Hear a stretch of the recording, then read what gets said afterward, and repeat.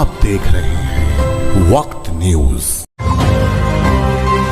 सनसनी नहीं सच। नमस्कार, मैं आपके साथ प्रज्ञा शर्मा और आप देख रहे हैं वक्त लाइव न्यूज इंडिया। आइए नजर डालते हैं 10 बड़ी खबरों पर। हज कमेटी इंडिया ने एक महत्वपूर्ण बदलाव की घोषणा की है। किसी भी भारतीय मुसलमान को हज के लिए यात्रा करने की अनुमति नहीं दी जाएगी। इस संबंध में एक नोटिस जारी किया गया है। नोटिस के मुताबिक जेद्दा में सऊदी अरब के स्वास्थ्य मंत्री और भारत के महावाणिज्य दूत के संदेश के अनुसार सऊदी अरब आने वाले सभी तीर्थयात्रियों को प्रस्थान के पहले वैक्सीन की 2 खुराक लेनी होगी। दिल्ली पुलिस आयुक्त एस.एन. श्रीवास्तव ने सभी जिलों में पुलिस अधिकारियों के साथ वीडियो कॉन्फ्रेंसिंग के जरिए बैठक की, जिसमें उन्होंने राष्ट्र की राजधानी में संक्रमण के तेजी से प्रसार को रोकने के लिए दिल्ली सरकार द्वारा लगाए गए वीकेंड प्रतिबंधों को सख्ती से लागू करने के निर्देश दिए। दिल्ली पुलिस प्रमुख ने शुक्रवार को रात 10 बजे वीकेंड कर्फ्यू की शुरुआत के कुछ घंटे पहले ये निर्देश दिए। दिल्ली में लगातार बढ़ रहे कोरोना के मामलों के मद्देनजर हाईकोर्ट में सुनवाई वर्चुअल मोड में चल रही है। अब हाईकोर्ट प्रशासन ने नोटिफिकेशन जारी करके नोटिस और समन की सर्विस के लिए व्हाट्सएप, ईमेल, फैक्स के द्वारा सूचना देने को मंजूरी दे दी है। हाईकोर्ट प्रशासन ने सर्कुलर में कहा कि जब तक हाईकोर्ट में सुनवाई वर्चुअल मोड में हो रही है तब तक यह व्यवस्था जारी रहेगी। सर्कुलर में कहा गया कि ज्यादातर सामान्य मामलों में यही व्यवस्था चलेगी। किसी महत्वपूर्ण मामले में कोर्ट डाक के माध्यम से दस्तावेज भेजने को जरूरी समझेंगे तो फिर सामान्य नोटिस डाक से भेजा जा सकता है। सर्कुलर में कहा गया कि किसी मामले की सुनवाई से जुड़े सभी पक्षों को कोर्ट के आईटी विभाग को अपने ईमेल और व्हाट्सएप से जुड़े नंबर का पूरा विवरण जमा कराना होगा। कोरोना संक्रमण की बढ़ती रफ्तार के साथ शहर में मौतों का आंकड़ा भी बढ़ता जा रहा है। इसे देखते हुए भदभदा विश्राम घाट समिति ने अंतिम संस्कार के लिए दाम तय कर दिए हैं, ताकि कोई भी व्यक्ति गफलत की स्थिति में न रहे। ऐसा इसलिए किया गया है क्योंकि हर दिन कोरोना संक्रमित मरीज और सामान्य मरीजों की देह यहां आती है। इस स्थिति में असमंजस की स्थिति बनी रहती है कि सामान्य देह के अंतिम संस्कार के लिए कितने और कोविड प्रोटोकॉल वाली देह के लिए कितने रुपए लिए जाएं। अब विश्राम घाट समिति ने निर्णय लिया है कि वे अब कोरोना मृतकों की देह के अंतिम संस्कार के लिए 3500 रुपए शुल्क लेंगे।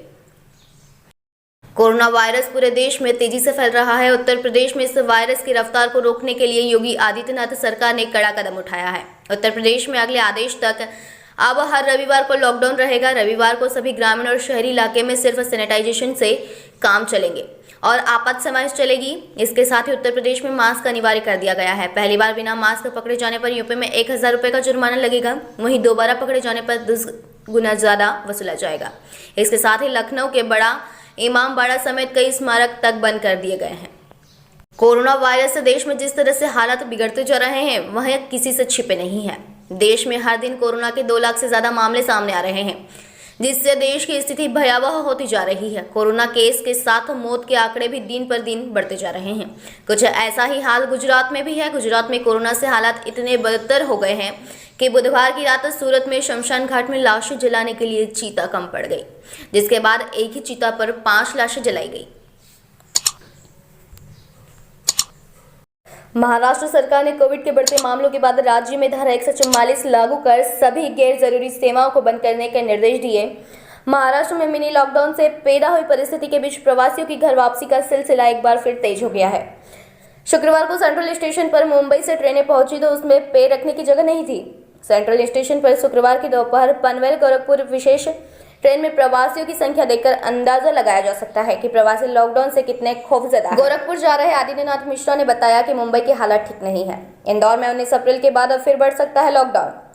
इंदौर शहर में कोरोना के बढ़ते संक्रमण और भयावह होते जा रहे हालात को देखते हुए रविवार के बाद लॉकडाउन को आगे भी जारी रखा जा सकता है। इस बारे में आपदा प्रबंधन समिति तो एक मत है, लेकिन इसमें जनता और समाज के विभिन्न वर्गों को भी विश्वास में लेकर कोई निर्णय लिया जाएगा। शुक्रवार को आपदा प्रबंधन समिति की बैठक में इस पर चर्चा हुई। समिति ने तय किया कि अभी लॉकडाउन के शनिवार और रविवार के दिन बाकी है। रविवार को समिति की अगली बैठक में इस पर कोई निर्णय लिया जाएगा। गुरुग्राम में जुम्मे की नमाज के दौरान गड़बड़ी करने पहुंचे 2 युवक को पुलिस ने गिरफ्तार कर लिया। दोनों आरोपी धार्मिक उन्माद फैलाने के मकसद से लाठी डंडे लेकर नमाज बंद कराने पहुंचे थे। पुलिस ने दोनों को गिरफ्तार कर लिया है। पुलिस ने इनके कब्जे से कई संदिग्ध चीजें भी बरामद की है। दोनों खुद को किसी भारत माता वाहिनी संगठन के पदाधिकारी बताकर नमाजियों को धमका रहे थे। गुरुग्राम पुलिस के मुताबिक पकड़े गए आरोपियों की पहचान दिनेश भारती और सुधीर के रूप में हुई है। ये दोनों सेक्टर 50 थाना इलाके में अदा की जा रही जुम्मे की नमाज को बंद कराने पहुंचे थे। पंजाब में कोरोना वायरस के मामलों में तेजी से इजाफा हो रहा है। ऐसे में मरीजों के लिए ऑक्सीजन सिलेंडर की डिमांड और बढ़ती जा रही है। लोग ऑक्सीजन सिलेंडर लेने की पूरी कोशिश कर रहे हैं ताकि अपनों की जान बचाई जा सके।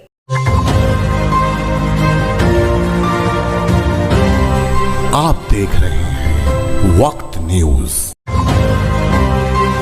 सनसनी नहीं सच।